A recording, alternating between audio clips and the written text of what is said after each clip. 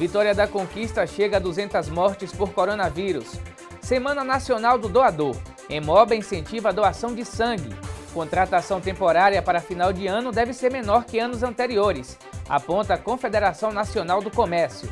E mais, a campanha Papai Noel dos Correios. Hoje é quarta-feira, 25 de novembro, o ESB Notícias começa agora.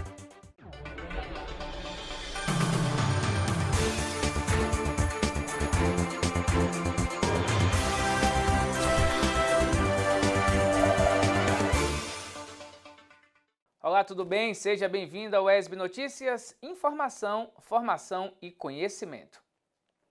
Somos todos do mesmo sangue. Esse é o slogan da campanha do Dia Nacional do Doador de Sangue, comemorado hoje. A ação tem como objetivo destacar a importância desse gesto, principalmente durante a pandemia, período onde houve queda nas doações em todo o Brasil. 25 de novembro, Dia Nacional do Doador de Sangue.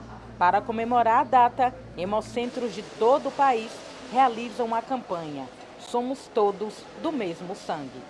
Todos os hemocentros do Brasil, eles sempre fazem uma data festiva do dia 25 de novembro. E nesse ano, por causa da pandemia, da baixa de estoque, todos os hemocentros se uniram para fazer uma Semana Nacional do Doador de Sangue. Somos todos do mesmo sangue. Não significa que o meu sangue seja do mesmo grupo que o seu, mas significa que o seu sangue traz vida. Então, nesse jeito, nós somos todos o mesmo sangue. E sangue é vida.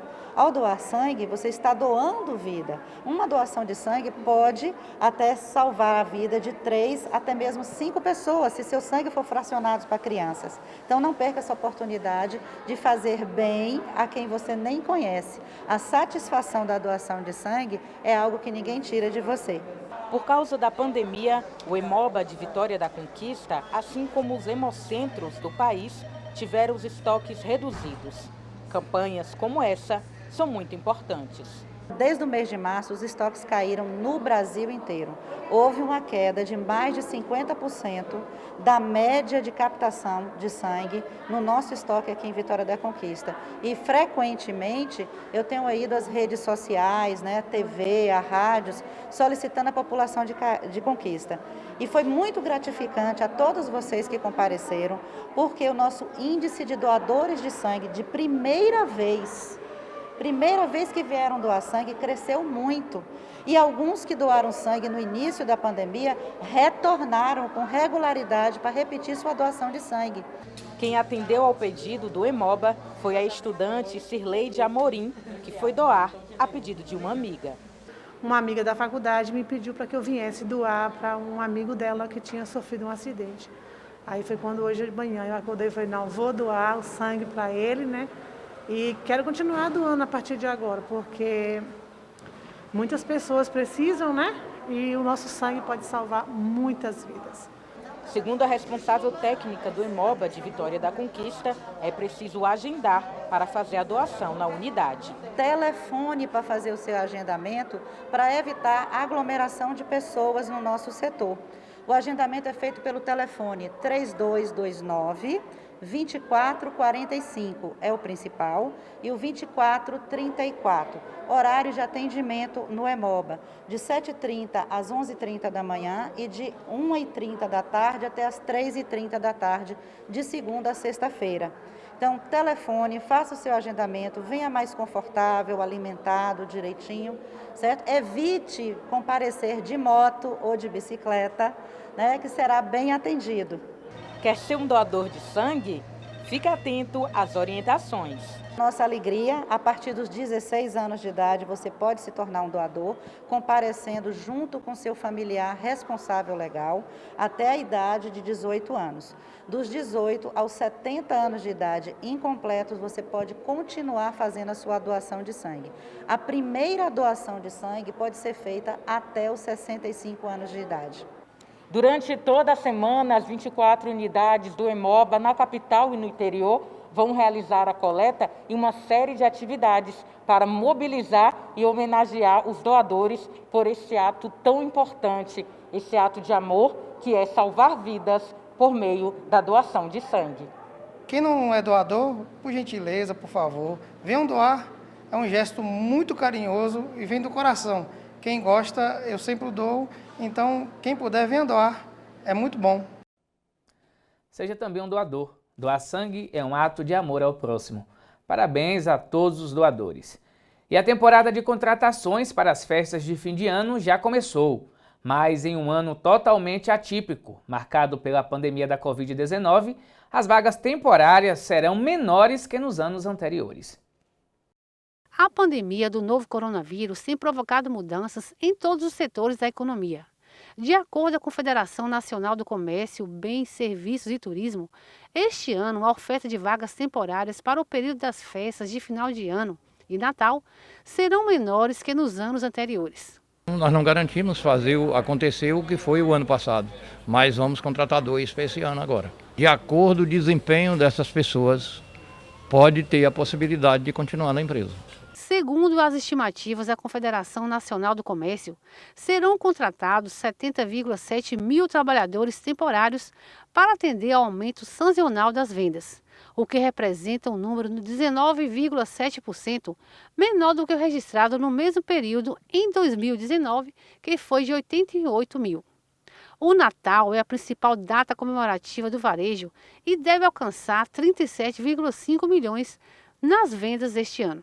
Mesmo tendo uma contratação a menos esse ano por causa da crise e também por causa do comércio eletrônico, que aumentou muito, é uma data que se vende muito ainda no comércio. É a principal data que vende. Quem ia contratar 3, contrata 2. Quem ia contratar 2, vai contratar 1. Não deixa de não ter a contratação, tem sim.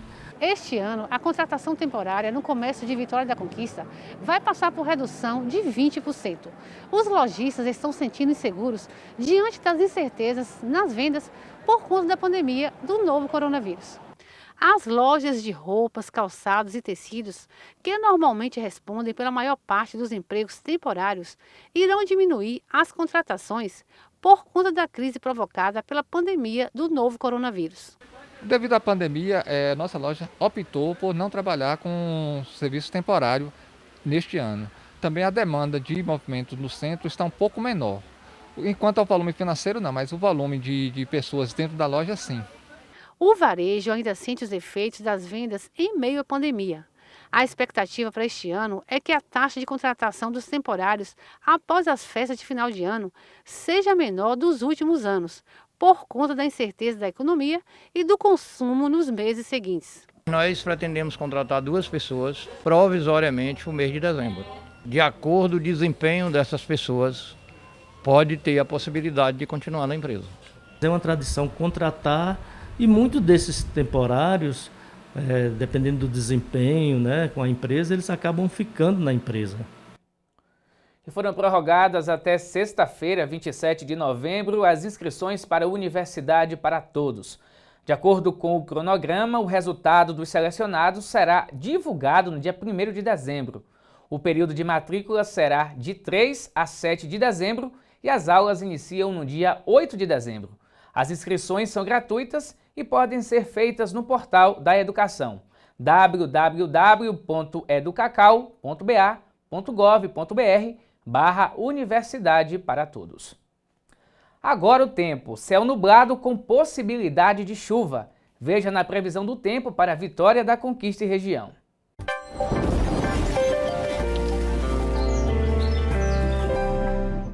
Quarta-feira com possibilidade de chuva em Vitória da Conquista e o tempo ficará nublado durante todo o dia. A mínima registrada é de 21 graus e a máxima de 28 graus. Quinta-feira também com possibilidade de chuva, a mínima de 20 graus e a máxima de 30 graus. Vamos conferir agora como fica o tempo e a temperatura para outras cidades da região sudoeste. Tempo parcialmente nublado na cidade de Barra da Estiva. Por lá, os termômetros registram a mínima de 13 graus e a máxima de 22 graus. Quarta-feira nublada também na cidade de Itapetinga. A cidade registra a mínima de 21 graus e a máxima de 30 graus. Céu nublado na maior parte do tempo em Jequié, com possibilidade de chuva fina na Cidade Sol. A menor temperatura é de 21 graus e a maior de 28 graus. Depois do intervalo, Vitória da Conquista chega a 200 mortes por coronavírus e os efeitos da Covid no corpo. É um instante só, voltamos já.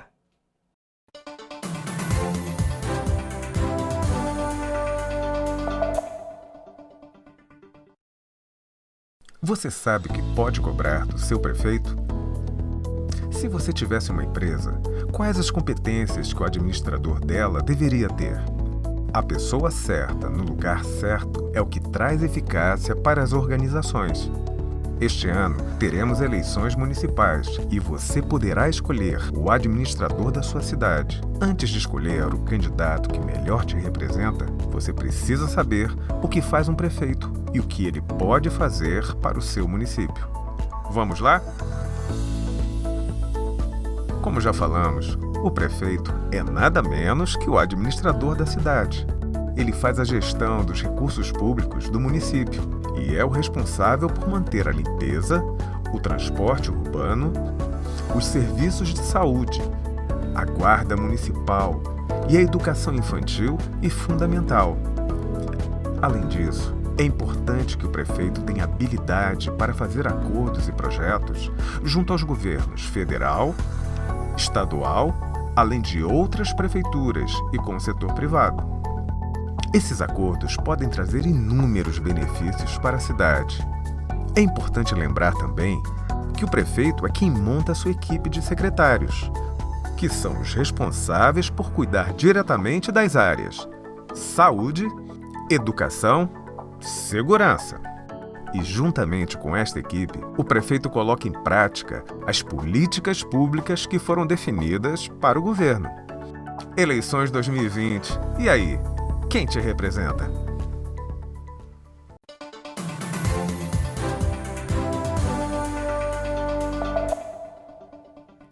O SB Notícias está de volta. O Natal se aproxima e com ele a chegada também o início da campanha Natal dos Correios, é o Papai Noel dos Correios.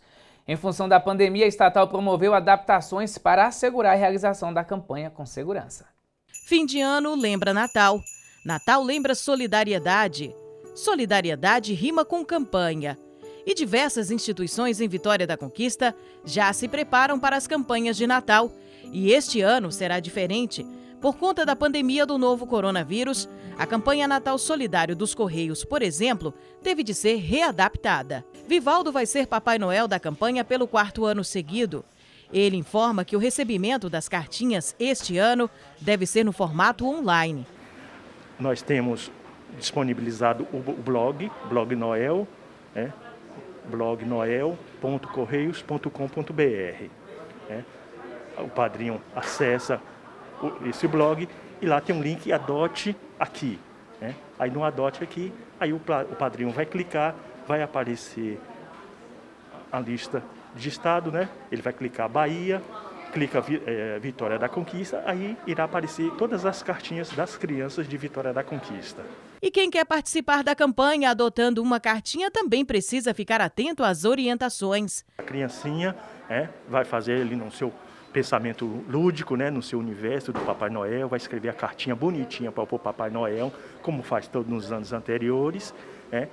Ela fez a cartinha, escreveu a cartinha, tira uma foto da sua cartinha, entra no blog noelcorreios.com.br, faz o cadastro e insere aquela cartinha, a foto da cartinha. E não foi só a forma de doar que acabou sendo modificada durante esses tempos de pandemia. Também os donativos acabaram sofrendo alterações nesta campanha Natal Solidário, exemplo aqui do SESC, que a gente vai conversar agora com o Anselmo Porto, que é o técnico em programas sociais aqui do SESC de Vitória da Conquista. Esse ano a campanha Natal Solidário tem uma doação específica. Os produtos eles são específicos agora para esse ano, não é isso, Anselmo? Devido a esse momento que nós estamos passando, devido à pandemia do Covid-19, a FEComércio concordou em realizar a campanha Natal Solidário, através onde solicita a todos as doações de alimentos não perecíveis e também material de higiene pessoal. Todo o material doado deve ser entregue a diversas instituições de caridade da cidade. Os pontos de recebimento né, das doações está acontecendo tanto aqui na unidade do SESC Vitória da Conquista, aqui no bairro Ibirapuera, como também na Academia SESC, que fica localizado na Frei Benjamin, na Avenida Frei Benjamin, onde as pessoas podem estar fazendo as suas doações lá e estamos recebendo também. Como também o SENAC, que faz parte também da campanha, também é um posto também que está recebendo as doações. Não importa se a solidariedade precisou se adaptar aos novos tempos, o que vale mesmo é manter a magia do Natal. Não pode perder a magia. Esse é o bom, isso é o que contagia, isso é o que emociona, na alegria da criança, quando ela vê a figura do Papai Noel, independente da cor do Papai Noel, da idade do Papai Noel, mas aquela imagem, aquela figura que para ela representa mais do que um super-herói.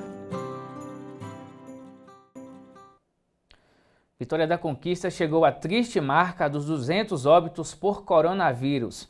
Já são 11.176 casos confirmados. Vamos ao telão ver os dados da Covid aqui no município. Casos notificados, 42.736. Casos confirmados, 11.176. 2.959 por laboratório, 8.217 por testes rápidos. Casos descartados, 13.743, 10.481 recuperados, 200 óbitos. A gente acompanha agora a taxa de ocupação de leitos. De acordo com a Secretaria Municipal de Saúde, são 70 leitos de UTI, 54,3% ocupados, 83 leitos clínicos, 39,8% ocupados. Olha só. Quando entra no organismo humano, o vírus da Covid causa estragos profundos nos pulmões e em outros órgãos.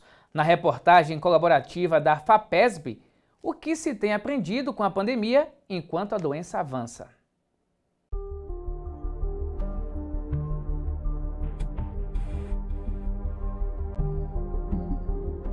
Normalmente você pode demorar anos para concluir uma determinada pesquisa ou para responder uma determinada pergunta.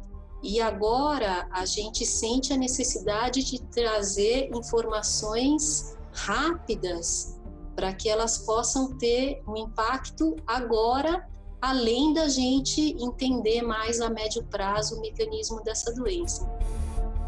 Essa doença, ela está levando a gente a aprender muitas coisas. A gente está aprendendo a tratar da doença durante a pandemia. É isso que está acontecendo e por isso que ela é tão assustadora.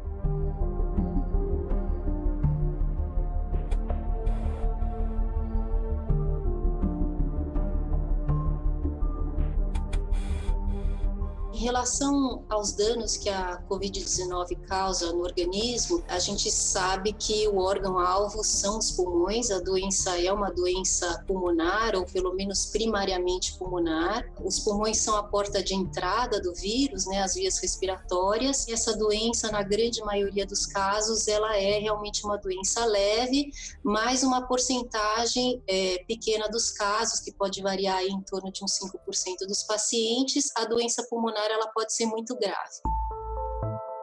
Para que possam ocorrer as trocas gasosas no pulmão, é importante que a gente tenha tanto uma preservação do território alveolar dentro do alvéolo, onde chega o ar, como dos vasos sanguíneos que passam nesse território alveolar. Na Covid-19, existe uma grande lesão do revestimento interno desses alvéolos. Essas células morrem, elas descamam, e isso causa um grande edema do pulmão. O espaço alveolar onde acontecem as trocas gasosas, ele é inundado por um edema cheio de proteínas. Numa região como essa do pulmão, a pessoa está meio que afogada. Onde deveria ter ar, tem líquido. Bem no comecinho dela lá, e não é em todos os pacientes, é em torno de 10 a 15% deles que vão para um quadro mais grave e começam a diminuir a sua oxigenação sanguínea. O que a gente está começando a entender que acontece é que você tem a entrada das células do sistema imunológico, só que ninguém tem imunidade dirigida para o vírus, porque ninguém conhece ele, então é uma imunidade totalmente, como a gente chama de inata, né, que é aquela imunidade sem direção. E esses pacientes começam inicialmente a formar microtrombos na circulação pulmonar. E aí você vai ter pequenos infartos no pulmão, como se o tecido fosse morrendo. Então, a gente tem uma perda dos dois lados desse território alveolar e o resultado disso é que esse indivíduo ele tem uma dificuldade respiratória muito grande, ele entra em insuficiência respiratória, tanto por essa lesão dentro do alvéolo como por essa lesão dentro do vaso. Em relação à comparação da Covid-19 com a SARS e a MERS, existem claramente semelhanças, né? São doenças causadas por coronavírus, mas existem diferenças importantes também. Essas foram epidemias que foram relativamente localizadas, né, não atingiram o mundo inteiro, com um número limitado de pacientes. Agora que nós estamos frente a uma pandemia com outras populações atingidas e um número muito maior de pessoas atingidas, a gente começa a ver manifestações diferentes na Covid-19 que não foram nunca descritas nem na SARS nem na MERS. A autópsia minimamente invasiva, ela diz respeito a um procedimento pós-mortem que permite que a gente tenha a ideia do conjunto de diagnósticos de uma determinada doença, no caso da Covid-19, para que a gente tenha a possibilidade de estudar não só o pulmão, que é o órgão-alvo, mas também outros órgãos que são comprometidos pela doença. A gente coleta informações de imagens, que podem ser ultrassom, imagem de tomografia ou até de ressonância magnética, e do exame de tecido coletado por biópsias pós-mortem. O ultrassom, além de analisar alguns diagnósticos de vários órgãos, ele guia a biópsia não só para o órgão correto, como para as áreas mais comprometidas de cada órgão. Nós já fizemos quase 40 autópsias de pacientes com Covid-19 e no início essas autópsias elas mostravam aquele perfil que a gente já considera como clássico da doença. Agora a gente começa a ver um espectro maior de indivíduos atingidos pela doença, temos visto pacientes mais novos. O que a gente entende é que conforme o número absoluto de indivíduos doentes aumenta, você começa a ver manifestações realmente menos típicas e menos frequentes. A gente já entende que essa doença, apesar dela ser uma doença primariamente pulmonar, ela pode ser considerada como uma doença sistêmica. Existem indivíduos que têm manifestações renais, manifestações do sistema nervoso central, existem pacientes com manifestações cardíacas, cardiopatias, miocardites. Essas manifestações, elas são mais raras, mas a gente observa que elas começam a aparecer num número agora que não é desprezível. Existem várias formas, né, de se pensar o tratamento de uma doença como essa. Esses relatos que a gente faz estudando o tecido e tentando entender o mecanismo de doença ou a fisiopatologia da doença, como esse tecido desenvolve essa doença, traz informações importantes para você pensar nessas diferentes abordagens. A primeira coisa que a gente poderia pensar seriam, por exemplo, os antivirais, que são drogas que atuariam diretamente na ação do vírus nas células. Ou drogas ou tratamentos que visam interromper essa tempestade inflamatória ou esses efeitos inflamatórios sistêmicos, que seriam os anti-inflamatórios, principalmente do tipo corticosteroides. E a terceira abordagem, né, que vem se estudando e já em uso, que seria a abordagem em relação a essas complicações, como esse estado de hipercoagulabilidade, essa formação de microtrombos nos pulmões e sistemicamente, que são os anticoagulantes.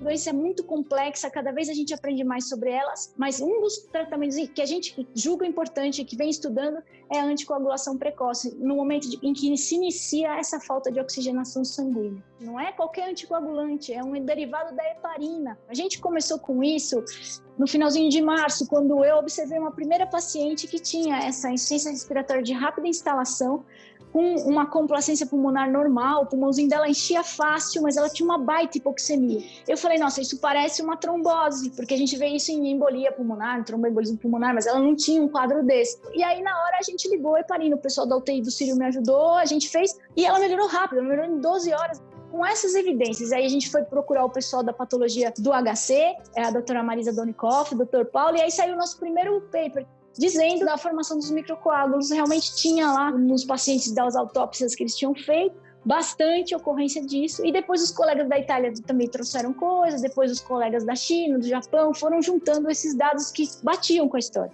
Se a gente for fazer a grosso modo agora, naquela época eram 27 pacientes, ninguém morreu, agora nós estamos com 80 pacientes, ninguém morreu. E tem que ficar claro, não é a cura da doença, de jeito nenhum, é o suporte de pacientes graves que vão parar no hospital por causa disso, é um tratamento intra-hospitalar, quer dizer, é uma coisa complexa e que não é única, que tem uma série de outros tratamentos associados a isso, mas que traz uma evolução que a gente está muito feliz assim, com o que a gente está tendo até agora.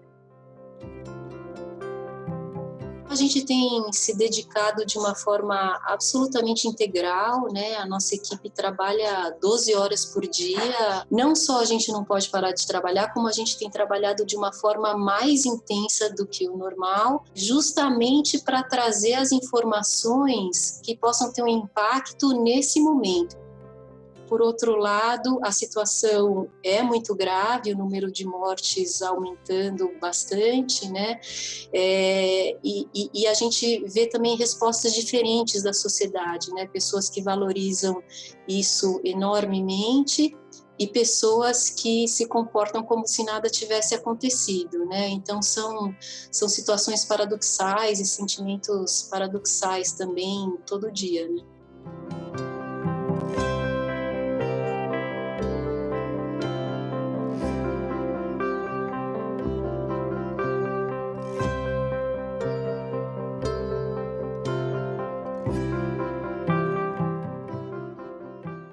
Atravessamos dias muito difíceis com o avanço da pandemia da Covid-19. Neste momento de dor, a TV UESB e a UESB FM se solidarizam com as famílias das 200 vítimas do coronavírus em Vitória da Conquista. Reforçamos a necessidade do distanciamento social e de medidas que possam frear a disseminação da doença. A todos, especialmente aos jovens, evitem as festas, as aglomerações. Não se descuidem, usem máscaras. Até mais.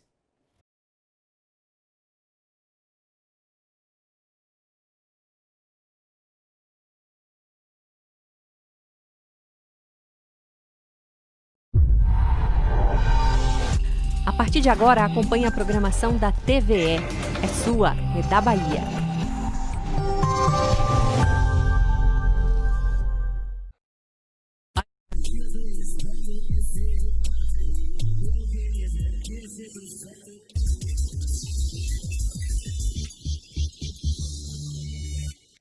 De volta com o seu TVR Vista, com sua participação aqui nas nossas redes sociais, no facebook.com/TVE Bahia, muita gente participando, Edinalva Reis, Luciano Palmeiras.